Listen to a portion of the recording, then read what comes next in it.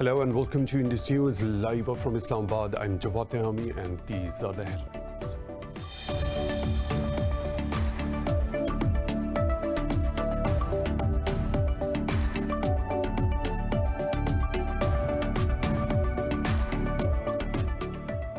NATO insists its members will consult and decide together on the timeline to leave Afghanistan. In a press conference, Secretary General Jens Stoltenberg said NATO will end its mission in Afghanistan only when the conditions allow. This follows US President Donald Trump's vow to bring American troops home by this Christmas.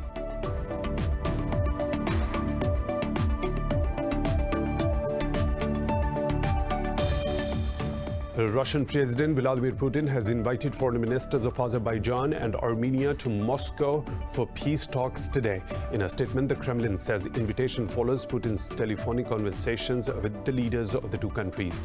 It says a Russian president urged both the countries to halt fighting in Nagorno-Karabakh for humanitarian reasons.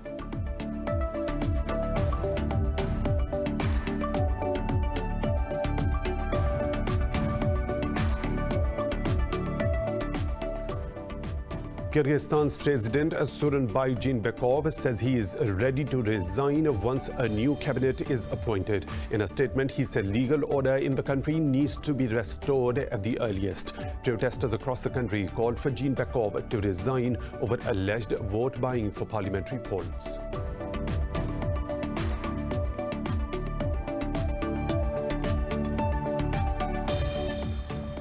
Europe has reported nearly 97,000 new COVID-19 cases, the highest overnight toll for the region. India has registered 964 deaths and over 70,000 cases in the last 24 hours, with infections steadily crossing 6.9 million. In Pakistan, 8 people have died overnight, taking the death toll to 6,552. Globally, the infection tally has crossed 36.5 million, with over 1 million deaths.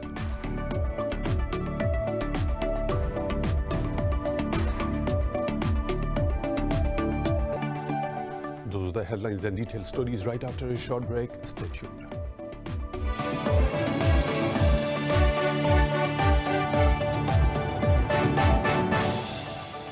Welcome back, and now for the news in detail. NATO insists its members will consult and decide together on the timeline to leave Afghanistan. This follows US President Donald Trump's vow to bring American troops home by this Christmas. Secretary General Jens Stoltenberg said NATO will end its mission in Afghanistan only when the conditions allow. In a press conference, Stoltenberg said it is in NATO's interest to preserve the long-term security of Afghanistan. He added, the alliance will leave when there is no risk of the country becoming a militant haven again. NATO ended its combat operations in Afghanistan in 2014, but maintains a force of 12,000 to train local forces.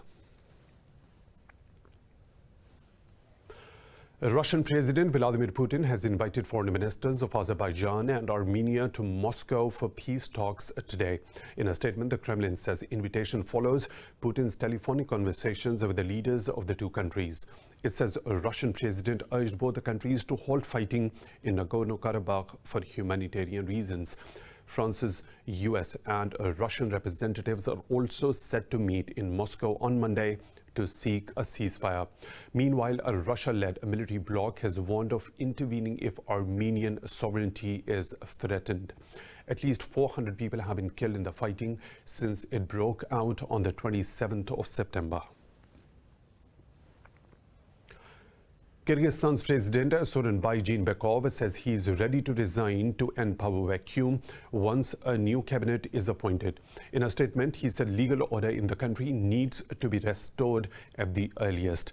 This comes after a senior Kyrgyz security official spoke by phone with Russia and neighboring Kazakhstan's intelligence chiefs. Kyrgyz State Committee for National Security said the three officials discussed the recent situation in Kyrgyzstan. Acting Secretary of the Security Council, Omurbek Somaliev, says he has sufficient resources to control the situation. Protesters broke out across the country, calling for Jeenbekov to resign over alleged vote buying for the parliamentary polls. The US has imposed sweeping sanctions on Iran's banking sector aimed at crippling Tehran's economy. The move can largely cut off Iran from the world's financial system just as it tries to cope with COVID-19 pandemic. In a statement, the Treasury Department said it has sanctioned 18 major Iranian banks. Last month, President Donald Trump announced that his administration is imposing sanctions on Iran's central bank. Iran's Foreign Minister Javad Zarif reacted strongly to the latest curbs. In a tweet, he said Washington is targeting Tehran's remaining channels to pay for food and medicine in the midst of the pandemic. Zarif said conspiring to starve a population is a crime against humanity. Syria's president says regaining the control of occupied Syrian territories is the major precondition for any peace talks with Israel. In an interview, Bashar al-Assad said Syria's stance has been very clear since the peace talks with Israel began in the 1990s. The president said peace for Syria is related to the rights of its people and right to its territories. But he said no Israeli official is ready to move one step forward towards making peace with Damascus. He said no negotiations are currently taking place between the two. Syria and Israel have been arch enemies, particularly since the war in 1967 when Israel occupied the Syrian Golan Heights. Britain's Prime Minister Boris Johnson says he is ready to work with the Ukrainian President Volodymyr Zelensky to counter Russia's influence. In a statement, the Downing Street spokesman said Johnson has offered support to Ukraine for its defense and security. He said the two leaders agreed that the situation in Belarus is a matter of concern. The Premier hailed NATO's decision to grant Ukraine the status of enhanced opportunities partner. London and Kiev have clinched a partnership agreement that includes a free trade deal covering goods, services, and tariffs. In the US, the FBI says it has foiled a plot to abduct and overthrow Michigan's Democratic Governor Gretchen Whitmer. Officials say the kidnapping plot involved 6 men who planned to hold a treason trial for Whitmer. The group planned to gather 200 men to storm the Capitol building and take hostages, including Governor Whitmer. The FBI said that the group decided to attack the governor at her home if their first plan failed. It said the accused held weapons training in several states and at times attempted to create bombs.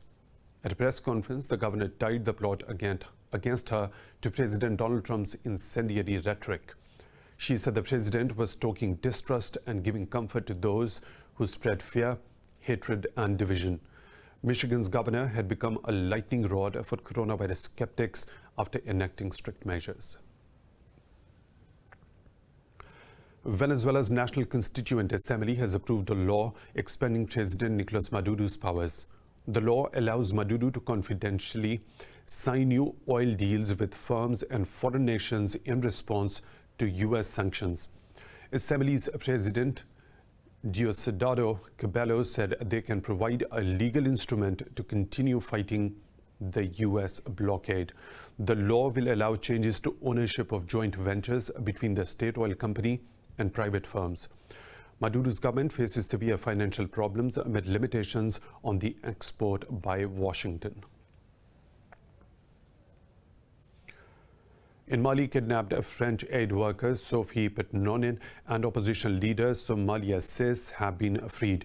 In a statement, Mali's presidency said the ex-hostages have been taken to the capital, Bamako.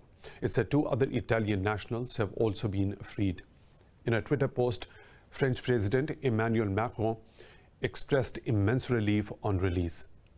Macron also expressed France's continued support for Mali in its fight against an insurgency. Sis's supporters gathered at the Bamako airport to greet the opposition leader on his arrival. China has formally signed an agreement to join the World Health Organization-led COVAX facility. The project is aimed at developing at least 3 safe and effective vaccines for all the scheme's participants. In a tweet, Chinese Foreign Ministry spokesperson said the decision was an important step to uphold the concept of health for all. She said China has ample COVID-19 vaccine manufacturing capabilities. The spokesperson said Beijing will prioritize supplying vaccine to developing countries once it is ready. COVAX facility aims to deliver 2 billion doses of vaccine globally by next year's end. The Chinese government has said it may have a coronavirus vaccine available as early as next month.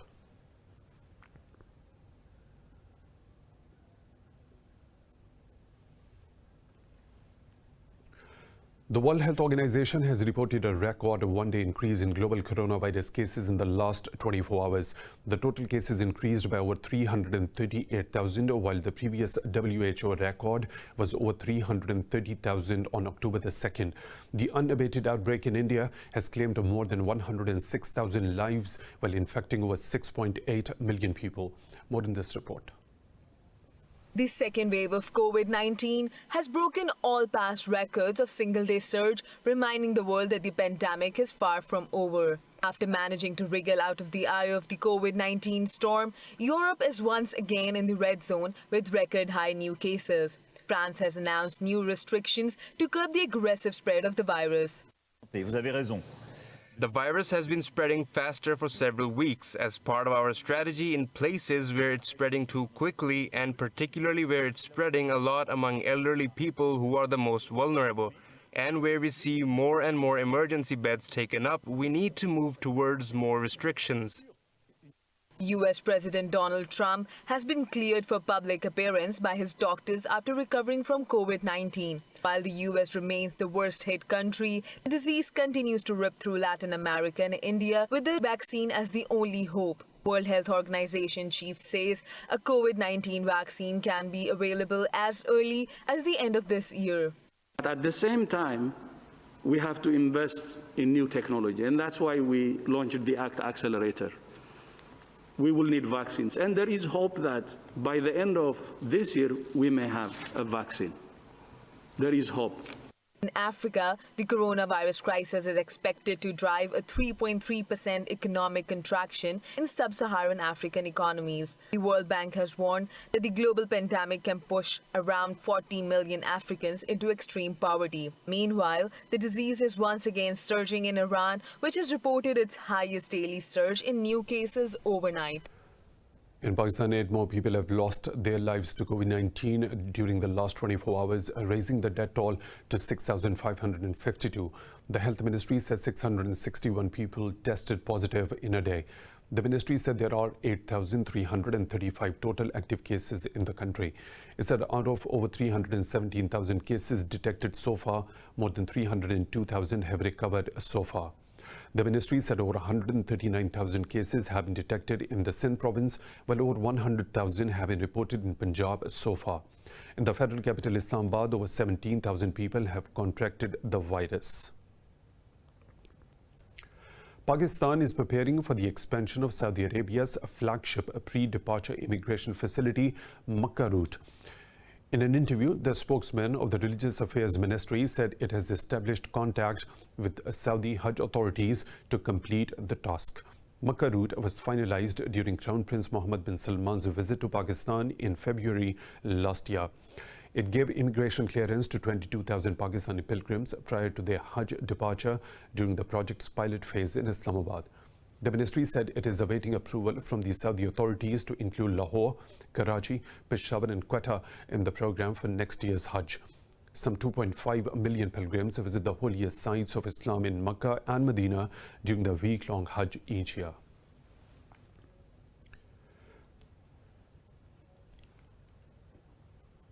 More stories to follow right after a short break. Stay tuned.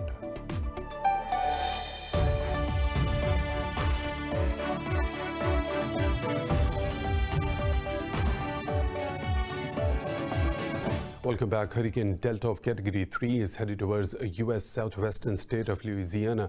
The U.S. National Hurricane Center says Delta can cause storm surges along portions of the northern Gulf Coast. It is forecast to make landfall between the cities of Lake Charles and Lafayette. The Hurricane Center warns the storm can unleash tornadoes as it moves overland and drops up to 10 inches of rain. The NHC says Delta, with maximum sustained winds of 120 miles per hour, can later weaken. This will be the 10th named storm to make a U.S. landfall this year, breaking a record held since 1916. Scientists are collecting samples from the melting Arctic region to know more about the underlying ecosystem. What about this research in this report? As the Arctic melts and reveals swathes of ocean previously impenetrable to scientific investigation, the race is on to document the rich ecosystem lying beneath it. Scientists are using new technologies that can identify the species currently roaming the frigid northern waters. They hope that doing so will help build a case to designate large parts of the ocean as marine protected zones. Researchers are using environmental DNA sampling to detect whether an animal has visited certain waters by the sample it has left behind. The Arctic is quite rich in biodiversity, and it provides habitat for a whole number of different species, many of which are very specific to those areas. And at the same time, it's actually an area that needs much more research. There's a lot about the Arctic that we don't know, and huge knowledge gaps. So we need to really focus our attention on understanding this ecosystem much better. Through this research, scientists aspire to reach a reference point for how global warming has affected species distributions as the seas hot up.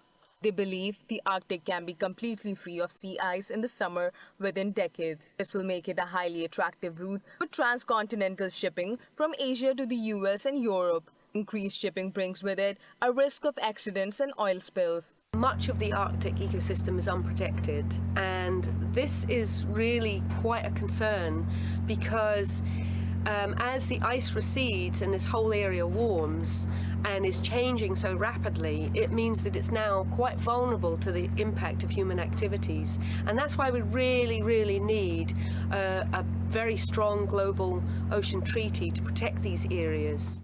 Currently, there are no environmental protection areas covering the international waters around the North Pole. Environmentalists hope that evidence of a teeming ecosystem in the Arctic will help bolster the case for halting the advance of human activity. American poet Louise Gleish has won the Nobel Prize in Literature. The Swedish Academy says Gleish has been rewarded for works exploring family and childhood in an unmistakable voice. The Academy said Gleish's works on confronting illusions of the self are unparalleled. Chair of the Nobel Prize Committee, Andreas Olsen, praised Gleish's candid and uncompromising voice, humor and biting wit. Louise Gleish is the first American woman to win the Nobel Prize for Literature in 27 years. In an interview, Gleish said it is a great honor and the 870,000 euros prize money will help her buy a home. An Iraqi artist is making a name for his country and for himself by creating art through strings and nails. Though the art is rare, it remains difficult for him to sell his pieces at a good price in his own country. But the challenges have not dampened the spirits of the 26-year-old graduate in sports. This report will tell you more. String art is time-consuming and requires a lot of concentration. But for the skilled hands of Saeed Huwaidi, the art comes naturally to him. He has made portraits of many big names, including Iraqi footballer Ahmed Radi, as well as global star Cristiano Ronaldo. To reach this level, I did and failed about 100 pieces until, thank God, I reached my current level. This art is rare at a global level. There are only a few string artists. In Iraq, it is not present at all. String art is believed to have first been developed at the end of the 19th century to help children understand mathematics. Each piece takes about 10 to 15 days to complete. Through practice and perseverance, Huwaidi says he can now create portraits as well. To be honest, I consider this to be my source of income. I practice this art and have sold many paintings. There are different levels. In the beginning, I wasn't doing portraits because portraits are very difficult and need a high level of concentration and energy. Huwaidi has proved that with hard work and skills, you can even transform something as mundane as nails into beautiful art. Now he wants to start crafting larger pieces and gain recognition in Iraq and beyond.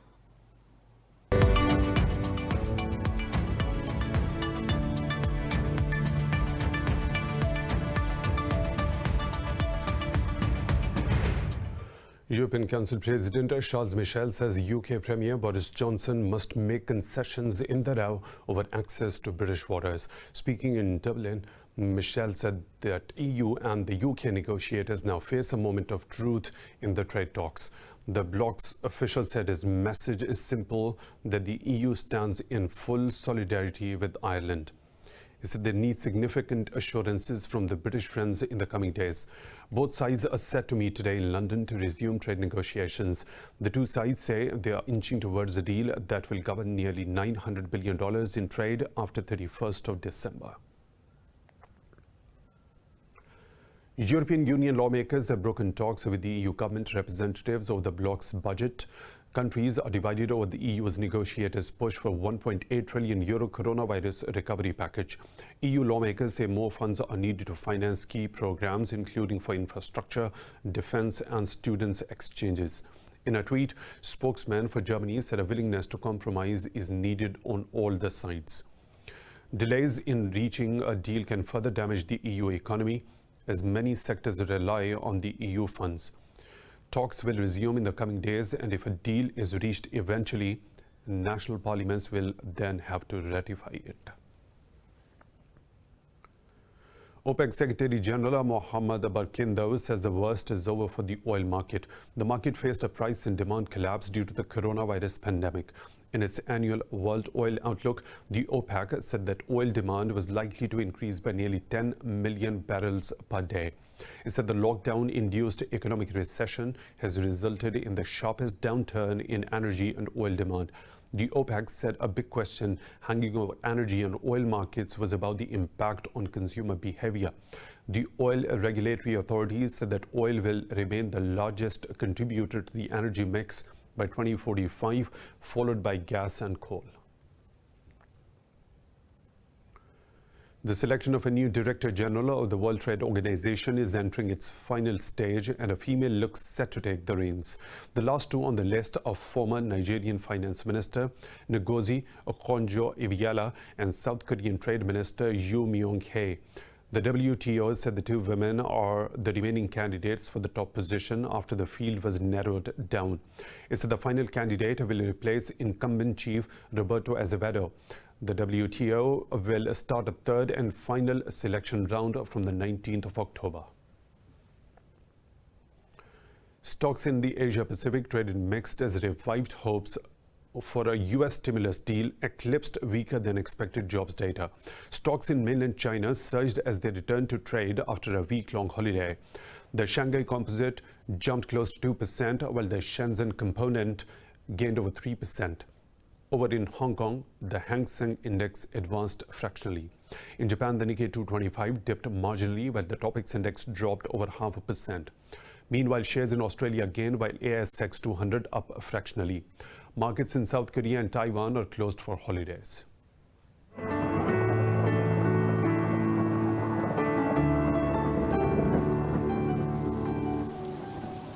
Another weather situation from around the globe.